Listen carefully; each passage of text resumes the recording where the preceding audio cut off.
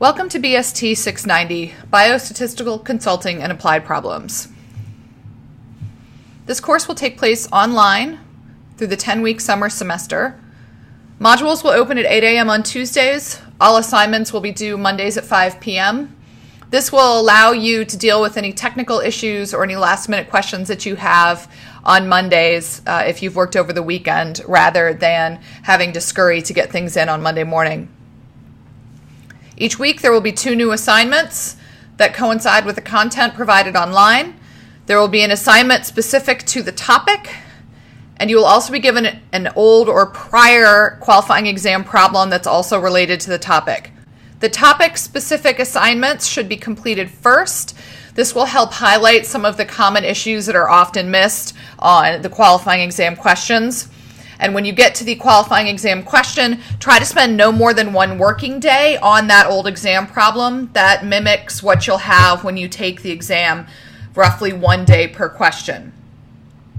You should be prepared to talk about your assignments and the exam problems on the subsequent Zoom session that week. The full syllabus is available on Canvas. Please read it. Make sure to take the syllabus quiz by next Monday at 5 p.m. What will we talk about in this class? So we won't simply just be doing old problems from the exam. You'll be learning a lot of techniques, tips, and tricks that will apply to any applied problem solving as a biostatistician or as a biostatistician consultant.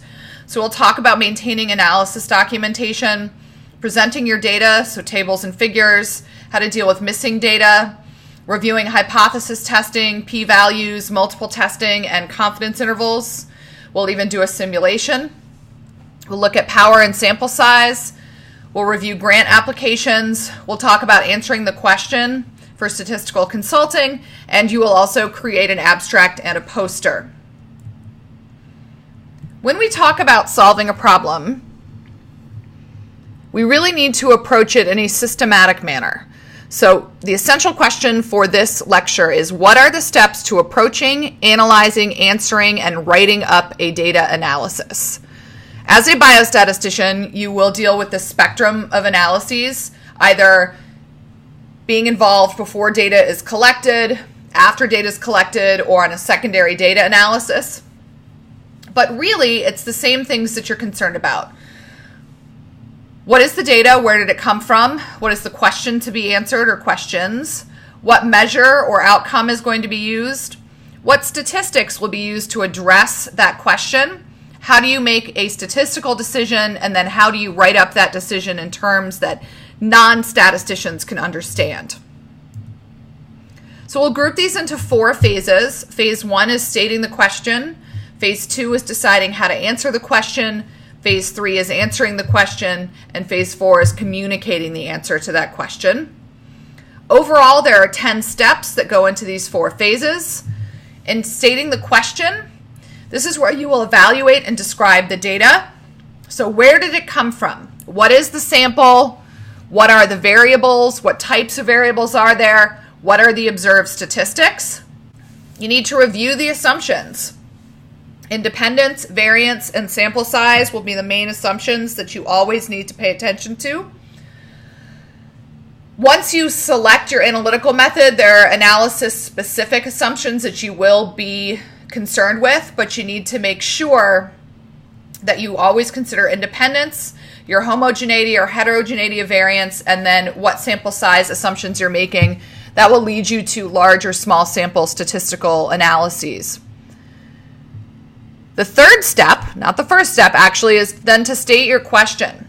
So you'll need the question in statistical terms. What is the measure? How are you calculating the measure? How are you collecting it? Is time involved? And what comparison or test is being made? Or is there a model? When you've completed phase 1, you'll move into phase 2, where you decide how to answer the question. So you'll choose a summary statistic associated with your primary outcome or variables of interest. You need to consider how random variation can affect that observed statistic. So what is the distribution? That is, are we assuming it's a normal distribution? And what that means is under the null hypothesis, we assume equal mean. And under the alternative, we assume different means. Random variation would lead us towards the null. Non-random variability would lead us towards the alternative. So be aware about what you expect to see under the null hypothesis. And then you'll state a decision rule to answer that question. So which outcomes will lead you to retain the preference for the null hypothesis? What will lead you to conclude the alternative? That is your decision rule. In general, we're looking at an alpha level here of 0.05. Make sure you always specify your decision rule. Make sure you write it down and make sure that everyone knows who is reading it or listening to you what that decision rule was, so that it is clear what level of chance is being accepted for your alternative hypothesis.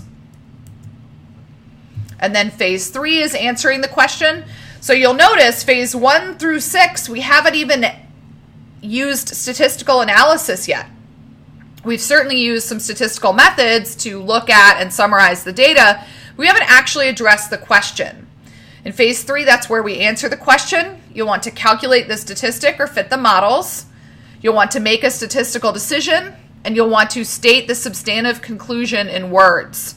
So step 7 may, especially if you're model building, have a lot of back and forth. Remember, you always need to go back and check your assumptions with your statistic that you've used. Are there issues with variability? Do we have outliers? Is the data skewed? Is it normally distributed? So 7 and 2, you'll swap back and forth. Step 7 and 2. Making your statistical decision is wholly based on that decision rule. But that, of course, isn't the answer. The answer is not the p-value or the confidence interval. The answer is your interpretation according to your data. So what does it actually mean? And that's really key. It's not that we found them to be statistically significantly.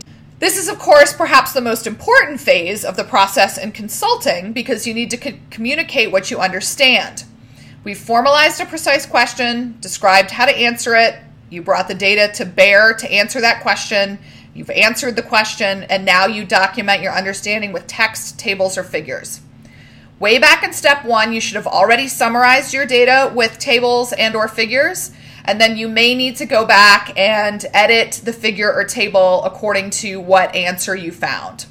So if you had 4 groups and you didn't find them to be statistically significantly different, you may not want to show all 4 groups in a figure.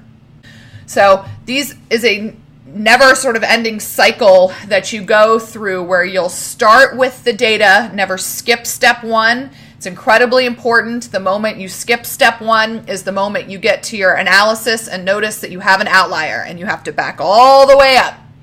Remember, an outlier or skewness or violation of the assumptions may dramatically change the way you analyze the data. So do not, no matter how tempting it is, jump right into data analysis without completing steps 1 through 6.